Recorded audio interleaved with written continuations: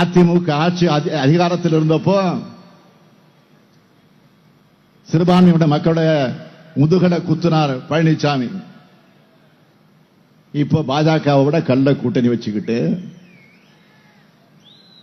புதுசா சிறுபான்மையினர் மேல அக்கறை வந்தத மாதிரி நடிக்க ஆரம்பிச்சிருக்கிறார். சிறுபான்மையினருக்கு எதிரான குடியுரிமை திருத்த சட்டத்தை அமல்படுத்துறோம்னு மோடியும் அமித்ஷாவும் சமீபத்தில் சொல்லியிருக்காங்க.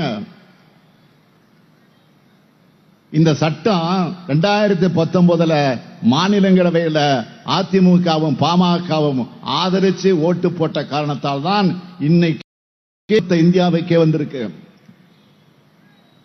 எவ்வளவு பெரிய துரோகத்தை சிறுபான்மை மக்களுக்கு பண்ணிட்டு இப்போ அந்த சட்டத்தை நாங்க எதிர்க்கிறோம் சொல்றது பசப்பு நாடகம் இல்லையா?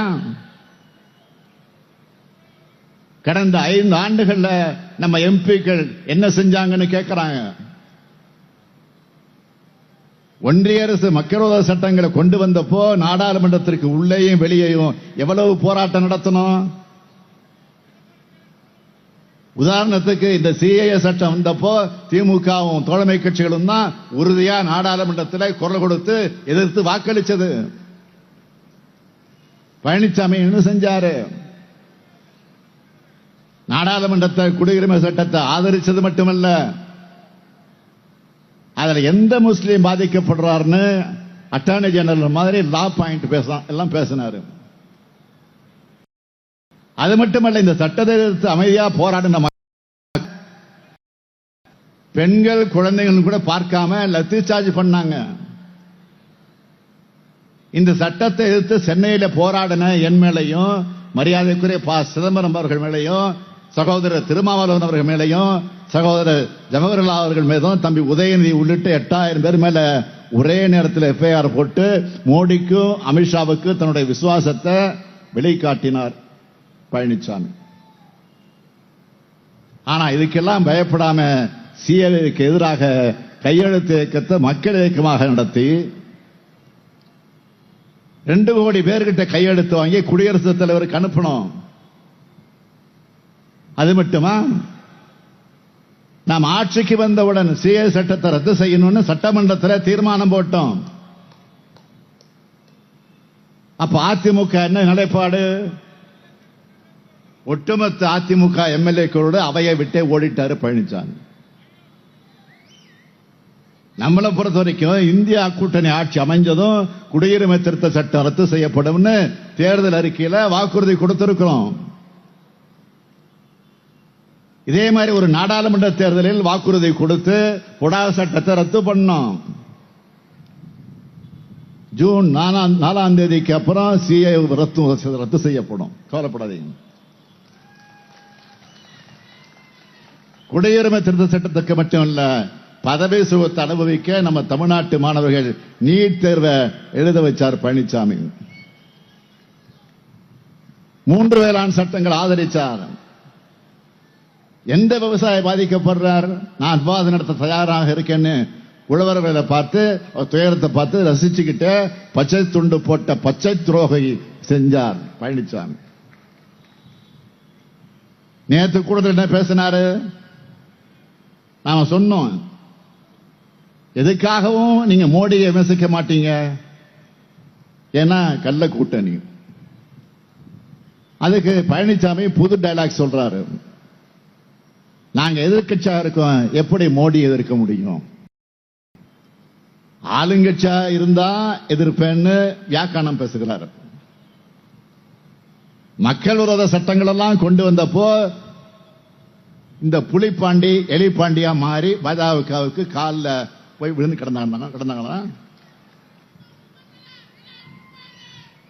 இத்தனையும் செஞ்சுட்டு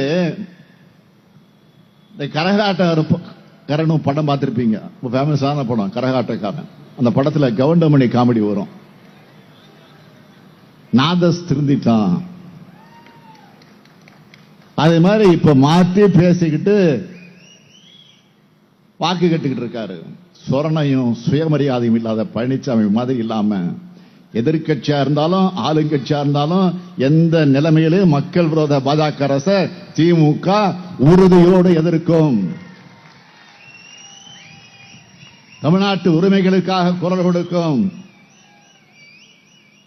அதிமுக அடிமை கூட்டம் மாதிரி பாஜகவை எதிர்க்க வக்கில்ல. அதுக்கு எதிர்க்கட்சி ஆளுங்கட்சின்னு சாக்கு போக்கு சொல்லிக்கிட்டு இருக்க மாட்டோம். எதிர்க்கட்சியா இருந்தப்போ தமிழ்நாட்டு உரிமைக்காக போராடணும். இப்ப இருக்கும்போது ஆளுநரின் அத்துமீறல், தமிழ்நாட்டுக்கான நிதின்னு எல்லா பிரச்சனைகளையும் உச்ச நீதிமன்றம் வரம் போய் பாஜக அரசுக்கு எதிராக வாதாடி நாம உரிமைகளை நிலைநாட்டுகிறோம். மோடி பிரதமரானதும் 10 ஆண்டுகளாக என்ன செஞ்சாரு? மாநிலங்களே இல்லாமல் ஆக்க நினைக்கிறார். குஜராத் முதலமைச்சராக இருந்தவருக்கு இப்ப மற்ற முதலமைச்சராக பார்த்தாலே கசக்குது. மாநில உரிமைகளை பறிக்கிறாரு, மாநிலங்களுக்கு வர நிதியை தடுக்கிறாரு. தமிழ்நாட்டுக்கு ஒரு சிறப்பு திட்டம் கூட தர மறுக்கிறாரு. மாநில மொழிகளை புறக்கணிக்கிறாரு. எதை சரியா பண்றாரு தெரியுமா? விளம்பரத்துக்காக ஊருக்கு தகுந்த உடைய கரெக்டா அணிஞ்சிட்டு போறாரு. டிரெஸ் எந்தெந்த ஊருக்கு போறாரோ அந்த ஊருக்கு தகுந்த மாதிரி டிரெஸ் மட்டும் போட்டுட்டு போயிடுறாரு. ஆனா அந்த ஊரையும் ஊர் மக்களையும் அவங்க மொழியையும் பண்பாட்டையும் மதிக்கிறாரா? இல்லையே. சமஸ்கிருதத்துக்கு நிதியை அள்ளி கொடுத்து விட்டு அன்னை தமிழுக்கு கிள்ளி கூட தரமாட்டேங்கிறாரு. கூட்டாட்சின்னு சொல்லுவாரு, ஆனா காட்டாட்சி நடத்த அத்தனை வேலையும் பார்ப்பாரு. அதனால்தான் அவரால் மக்கள் கிட்ட தன்னோட ஆட்சி சாதனைகளை சொல்லி வாக்கு கேட்க முடியல.